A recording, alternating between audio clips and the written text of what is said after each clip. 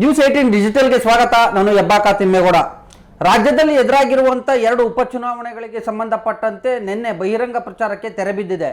ಅದರಂತೆ ಬಹಿರಂಗ ಪ್ರಚಾರಕ್ಕೆ ತೆರೆ ಬಿದ್ದಂಥ ಹಿನ್ನೆಲೆಯಲ್ಲಿ ನಿನ್ನೆ ಸಂಜೆಯಿಂದಲೂ ಕೂಡ ತೆರೆಮರೆಯ ಕಸರತ್ತು ಆರಂಭವಾಗಿರುವಂಥದ್ದು. ಹೇಗೆ ಮತದಾರ ಪ್ರಭುವನ್ನು ಓಲೈಸುವಂಥ ಒಂದು ನಿಟ್ಟಿನಲ್ಲಿ ಮನೆ ಮನೆ ಪ್ರಚಾರವನ್ನು ಕೈಗೊಳ್ಳೋದು ಒಂದು ಕಡೆ ಆದರೆ, ಇನ್ನು ತೆರೆಮರೆಯಲ್ಲಿ ಮತದಾರ ಪ್ರಭುಗಳನ್ನು ಓಲೈಸಿಕೊಳ್ಳುವಂಥ ಒಂದು ನಿಟ್ಟಿನಲ್ಲಿ ಅವರನ್ನು ಯಾವ ರೀತಿಯಾಗಿ ಅವರನ್ನು ಗಮನ ಸೆಳೀಬೋದು, ಮತ್ತೊಂದು ಕಡೆಗೆ ತಮ್ಮ ಪರವಾಗಿ ಮತವನ್ನು ಹಾಕಿಸ್ಕೊಳ್ಬೋದು ಅನ್ನುವಂಥ ನಿಟ್ಟಿನಲ್ಲಿ ಅಭ್ಯರ್ಥಿಗಳ ಪರವಾಗಿರ್ತಕ್ಕಂಥ ಮುಖಂಡರುಗಳು, ಏಜೆಂಟ್ರುಗಳು ಎಲ್ಲರೂ ಕೂಡ ಒಂದು ರೀತಿ ನಾನಾ ರೀತಿಯಾದಂಥ ಕಸರತ್ತನ್ನು, ಕೆಲವೊಂದು ಆಮಿಷಗಳನ್ನು ಒಡ್ಡುವಂಥದ್ದು ಸಹಜ. ಸೊ ಅದೇ ರೀತಿಯಾದಂಥ ಒಂದು ಪ್ರಕ್ರಿಯೆಗಳು ಕೂಡ, ಅದೇ ರೀತಿಯಾದಂಥ ಒಂದು ರಾಜಕೀಯ ಚಟುವಟಿಕೆಗಳು ಕೂಡ ಬಾಗಲಕೋಟೆ ಮತ್ತು ದಾವಣಗೆರೆ ವಿಧಾನಸಭಾ ಕ್ಷೇತ್ರಗಳಲ್ಲಿ ಗರಿಗೆದರಿರುವಂಥದ್ದು. ಇದು ಒಂದು ಕಡೆ ಆದರೆ, ಇನ್ನು ದಾವಣಗೆರೆ ದಕ್ಷಿಣ ವಿಧಾನಸಭಾ ಕ್ಷೇತ್ರಕ್ಕೆ ಸಂಬಂಧಪಟ್ಟಂತೆ ಅಲ್ಪಸಂಖ್ಯಾತರ ನಡೆ ಇನ್ನೂ ಕೂಡ ನಿಗೂಢವಾಗಿರ್ತಕ್ಕಂಥದ್ದು. ವಸತಿ ಸಚಿವ ಜಮೀರ್ ಅಹ್ಮದ್ ಅವರು ಪ್ರಚಾರಕ್ಕೆ ಬಂದು ಹೋದಂಥ ಬಳಿಕವೂ ಕೂಡ ಎಲ್ಲ ಒಂದು ಕಡೆಯಾಗಿ ಅಲ್ಪಸಂಖ್ಯಾತರು ಕಾಂಗ್ರೆಸ್ ಅಭ್ಯರ್ಥಿಯನ್ನು ಕೈ ಹಿಡಿತಾರಾ ಅಥವಾ ಕೈ ಕೊಡ್ತಾರಾ ಅನ್ನುವಂಥ ಒಂದು ಚರ್ಚೆ ವ್ಯಾಪಕವಾಗಿ ಕೇಳಿಬರ್ತಿರ್ತಕ್ಕಂಥದ್ದು. ಚರ್ಚೆ ಅಷ್ಟೇ ಅಲ್ಲ, ಇಡೀ ರಾಜ್ಯ ರಾಜಕಾರಣದಲ್ಲೂ ಕೂಡ ಒಂದು ರೀತಿ ತೀವ್ರ ಕುತೂಹಲ ಮೂಡಿಸಿರ್ತಕ್ಕಂಥದ್ದು. ಯಾಕಂತ ಹೇಳಿದ್ರೆ ಅಲ್ಲಿ ಎಸ್ ಮಲ್ಲಿಕಾರ್ಜುನ್ ಮತ್ತು ಜಮೀರ್ ಅಹ್ಮದ್ ನಡುವಿನ ಒಂದು ಮುಸುಕಿನ ಗುದ್ದಾಟದಿಂದಾಗಿ ಎಲ್ಲ ಒಂದು ಕಡೆಯಾಗಿ ಅಲ್ಪಸಂಖ್ಯಾತರ ಕಾರ್ಯಕರ್ತರುಗಳು, ಅಲ್ಪಸಂಖ್ಯಾತ ಮತದಾರರು ಎಲ್ಲ ಒಂದು ಕಡೆಗೆ ಅಸಮಾಧಾನಗೊಂಡಿದ್ದಾರೆ ಅನ್ನುವಂಥದ್ದು. ಸೊ ಹೀಗಾಗಿ ಕೊನೆಯ ಕ್ಷಣದವರೆಗೂ ಕೂಡ, ಅಂದರೆ ಮೊನ್ನೆ ಏನು ಜಮೀರ್ ಅಹ್ಮದ್ ಅವರು ದಾವಣಗೆರೆ ದಕ್ಷಿಣ ವಿಧಾನಸಭಾ ಕ್ಷೇತ್ರಕ್ಕೆ ಬರುವವರೆಗೂ ಕೂಡ ಜಮೀರ್ ಅಹ್ಮದ್ ಅವ್ರನ್ನ ಕರೆಸಬೇಕು ಅನ್ನುವಂಥ ಒಂದು ಒತ್ತಾಯ, ಆಗ್ರಹ ಕೇಳಿಬಂದಿತ್ತು. ಅದು ರಾಜ್ಯ ನಾಯಕರಿಗೆ, ರಾಷ್ಟ್ರೀಯ ನಾಯಕರಿಗೂ ಕೂಡ ಒಂದು ರೀತಿ ಅದರ ಬಿಸಿಯೂ ಕೂಡ ತಟ್ಟಿತ್ತು. ಸೊ ಹೀಗಾಗಿ ಜಮೀರ್ ಅಹ್ಮದ್ ಅವರು ದಾವಣಗೆರೆ ದಕ್ಷಿಣ ವಿಧಾನಸಭಾ ಕ್ಷೇತ್ರಕ್ಕೆ ಬಂದು ಅವರು ಪ್ರಚಾರ ಮಾಡದೇ ಇದ್ದರೂ ಒಂದು ಸುದ್ದಿಗೋಷ್ಠಿಯನ್ನು ನಡೆಸಿ ತೆರಳಿರುವಂಥದ್ದು.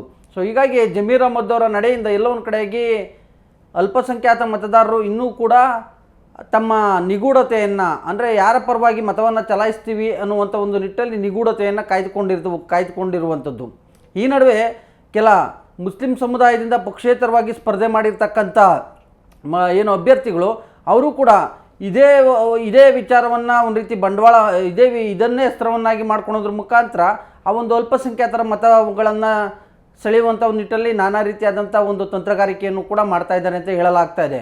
ಒಟ್ಟಾರೆ ಹೇಳಬೇಕು ಅಂದರೆ ದಾವಣಗೆರೆ ದಕ್ಷಿಣ ವಿಧಾನಸಭಾ ಕ್ಷೇತ್ರದಲ್ಲಿ ಅಲ್ಪಸಂಖ್ಯಾತ ಮತದಾರ ಪ್ರಭುಗಳು ಕಾಂಗ್ರೆಸ್ಸನ್ನು ಕೈ ಹಿಡಿತಾರಾ ಅಥವಾ ಪಕ್ಷೇತರವಾಗಿ ಅಥವಾ ಇತರೆ ಪಕ್ಷಗಳಿಂದ ನಿಂತಿರ್ತಕ್ಕಂಥ ತಮ್ಮ ಸಮುದಾಯದ ಅಭ್ಯರ್ಥಿಗಳನ್ನು ಕೈ ಹಿಡಿತಾರಾ ಅನ್ನುವಂಥದ್ದು ಕೂಡ ಒಂದು ರೀತಿ ತೀವ್ರ ಕುತೂಹಲ.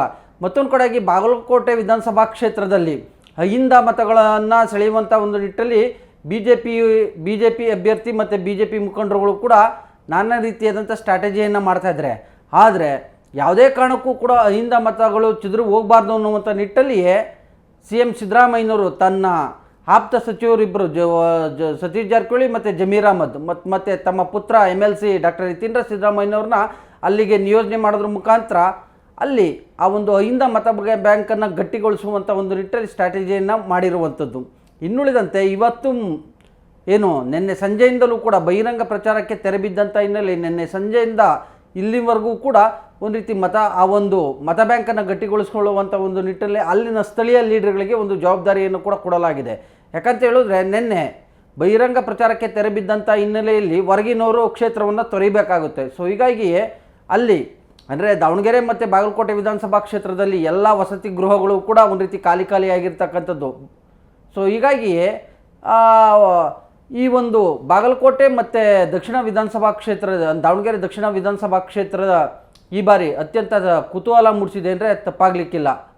ಈ ವಿಡಿಯೋ ನಿಮಗೆ ಇಷ್ಟ ಆಗಿದರೆ ಲೈಕ್ ಮಾಡಿ, ಕಮೆಂಟ್ ಮಾಡಿ, ಶೇರ್ ಮಾಡಿ. ಕ್ಯಾಮ್ರಾಮನ್ ಗುರುಶೇಖರ್ ಜೊತೆ ಹೆಬ್ಬಾಕ ತಿಮ್ಮೇಗೌಡ, ನ್ಯೂಸ್ 18 ಕನ್ನಡ, ಬೆಂಗಳೂರು. ನಿರ್ಭೀತ, ನಿಷ್ಪಕ್ಷಪಾತ, ವಿಶ್ವಾಸಾರ್ಹ ಸುದ್ದಿಗಳಿಗೆ ಮತ್ತೊಂದು ಹೆಸರಾಗಿರುವ ನ್ಯೂಸ್ 18 ಕನ್ನಡ ಈಗ ಆಪ್ನಲ್ಲೂ ಲಭ್ಯವಿದೆ.